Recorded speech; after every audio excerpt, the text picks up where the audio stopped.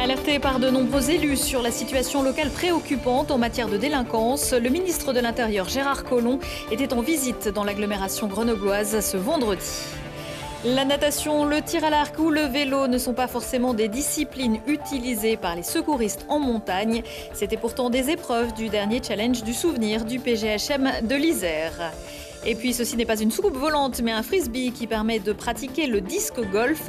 La mecque de cette discipline en Isère se trouve au parc du Clos Jouvin à Jarry qui organisait une compétition nationale. Bonsoir à tous, ravi de vous retrouver dans ce JT du vendredi 28 septembre 2018. Toutes les heures à partir de 18h, l'essentiel de l'actualité du Grand Grenoble en moins de 10 minutes. À la rentrée, le ministre de l'Intérieur désignait les villes qui bénéficieraient à titre de test de moyens supplémentaires pour la police de sécurité du quotidien. Ni Grenoble ni ces grandes villes périphériques ne figuraient alors dans cet objectif de reconquête républicaine. Pourtant, en quelques mois, les actes de violence se sont enchaînés et le trafic de drogue n'a pas diminué. Très attendu, Gérard Collomb était en Isère ce vendredi. Première étape de la visite du ministre de l'Intérieur, le quartier de la Villeneuve-des-Chirolles. Mathias Araez. Il aura fallu 7 mois à Gérard Collomb pour répondre à la sonnette d'alarme tirée en février dernier par Éric Piolle, Renzo Sully et David Kéros. Laissés pour compte lors de la désignation des villes test pour la police de sécurité du quotidien en février dernier, les 3 maires avaient d'une seule voix demandé à rencontrer le ministre de l'Intérieur. Rendez-vous pris, l'ancien maire de Lyon a visité le quartier de la Villeneuve à Échirolles et a pu échanger avec les habitants au son de cloches bien différents. Moi, je suis né dans un quartier, je reste dans un quartier, madame. Parce qu'on a acheté. Mais qu'est-ce qu'on fait? Ah, ils passent là, ils bardent, mais c'est tout ce qu'ils font. Ils nous narguent, voilà. Moi, ça me fait rire. Non, il est tranquille, ce quartier, mais bon, après c'est les gens qui le dénigrent. Il y a un moment, il faut que les jeunes se sentent compris. Sinon, ils jouent avec les flics, ils jouent. C'est pas ça le but, c'est pas que la police joue avec les jeunes qui font les andouilles. Il y a un moment, il faut redonner confiance. Et puis, je pense qu'il faut donner aux jeunes d'être occupés. Enfin, travailler, on est occupés, on retrouve une dignité. Là, ils retrouvent de la dignité en faisant les idiots et en passant dans les journaux. Très attendu par les élus, le ministre l'est également par les syndicats de police. Leurs revendications, renforcer les effectifs, mais également être classés en zone difficile. Je vois combien la violence est grande dans cette agglomération et donc nous voulons y répondre et cet après-midi j'apporterai un certain nombre de réponses.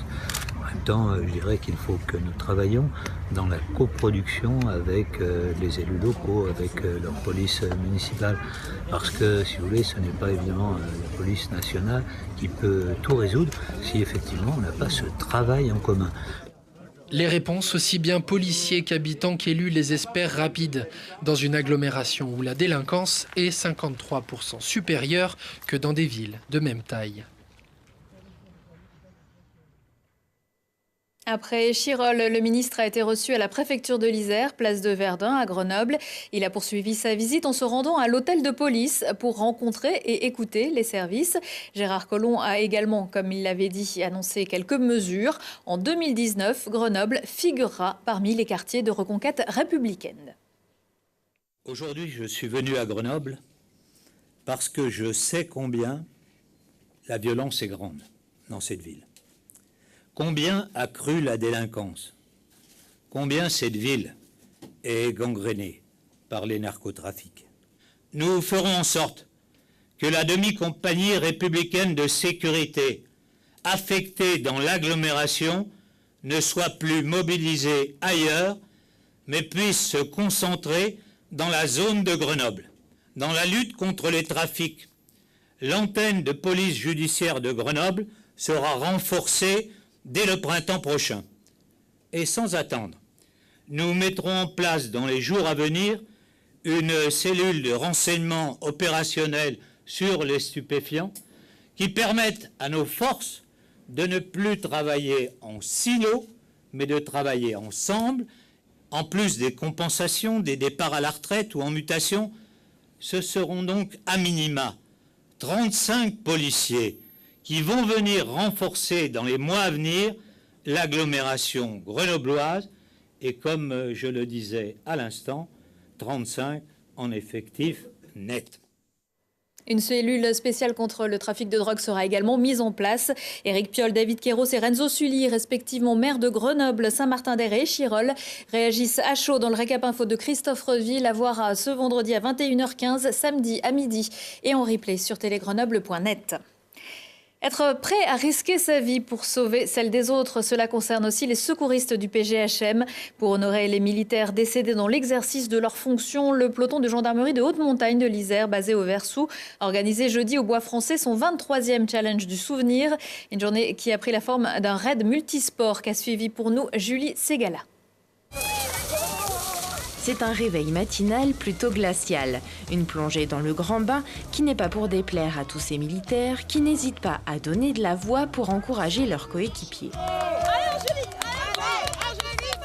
Une fois par an, à l'occasion du challenge du souvenir, les gendarmes de l'Isère troquent leur uniforme contre un short et des baskets.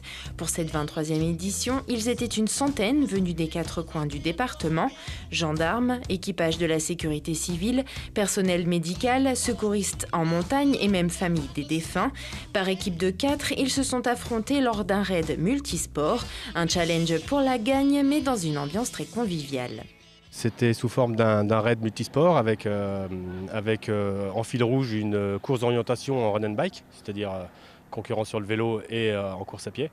Et après, ils passaient en poinçonnant des balises, ça les amenait sur des ateliers comme du kayak, du canoë, du tir à l'arc, du tir à la carabine laser, du paddle, de la natation. On montre là toutes les valeurs que portent les militaires de la gendarmerie, la cohésion, le partage, la combativité, parfois la compétitivité, mais je dirais plutôt la combativité. Un temps de cohésion, oui, mais surtout un hommage aux gendarmes secouristes décédés en montagne. Un temps de recueillement qui leur a donné des ailes pour courir, tirer, nager, pagayer et pédaler encore plus vite. Et même le grand chef a mouillé le maillot.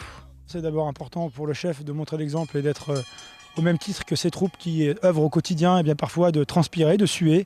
C'est important aussi dans le cadre de la fraternité d'armes qui nous unit tous, d'être solidaires vis-à-vis de nos camarades qui ont été touchés durement. Au péril de leur vie pour les 4 d'entre eux qu'on honore aujourd'hui. C'est en l'honneur donc de notre papa, où c'est que ça nous fait énormément plaisir. Des personnes disparues du PGHM.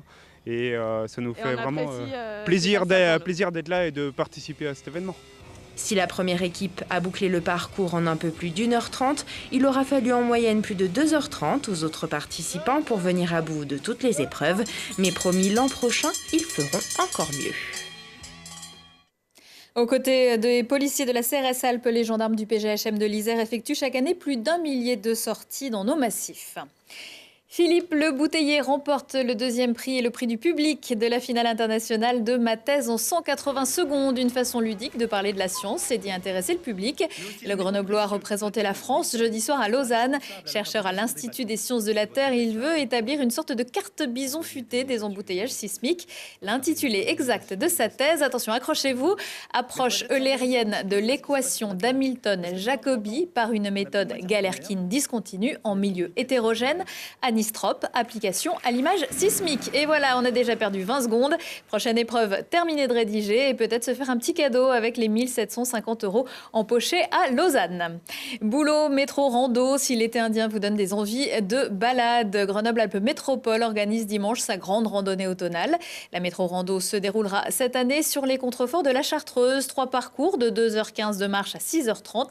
Départ à 8h dans le parc de Fiancé à Saint-Égrève. Direction pour le grand parcours Provésio et surtout un point de rendez-vous facile d'accès. La particularité aussi de ce réseau de sentiers, c'est qu'il est accessible avec les transports en commun. Plus de 80% du réseau est accessible soit par le tram, soit par un terminus de bus. Donc c'est une force aussi de ce réseau de sentiers. C'est pour ça qu'il est très fréquenté, puisque même si une personne n'a pas de véhicule, il peut bien sûr monter sur les coteaux à partir de transports en commun. Donc la métropole gère 865 km répartis sur les 49 communes. Donc sur les 3 massifs, bien entendu, Vercors, Chartreuse et Belledonne.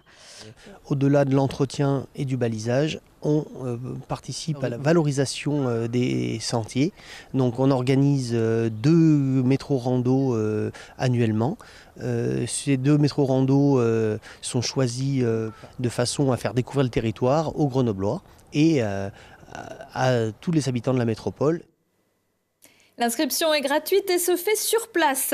On n'a plus le temps pour le disco golf, mais promis, on vous en reparle très prochainement. En attendant, je vous annonce que le FCG va voir le Loup samedi soir. Grenoble se déplace à Lyon pour le compte de la 6e journée de Top 14. Il y aura Jonathan Wisniewski, l'ancien grenoblois du côté des Lyonnais. Coup d'envoi à 18h. À 19h15, 20h15, 23h15, comme tous les vendredis dans Si on parlait, Thibault Leduc s'est entouré de chroniqueuses de choc avec notamment une revue de presse décalée ou un avant-goût des Slow Days de Corançon. Prochain rendez-vous avec l'actu dans 1 heure et en replay sur télégrenoble.net. Très bon week-end à tous.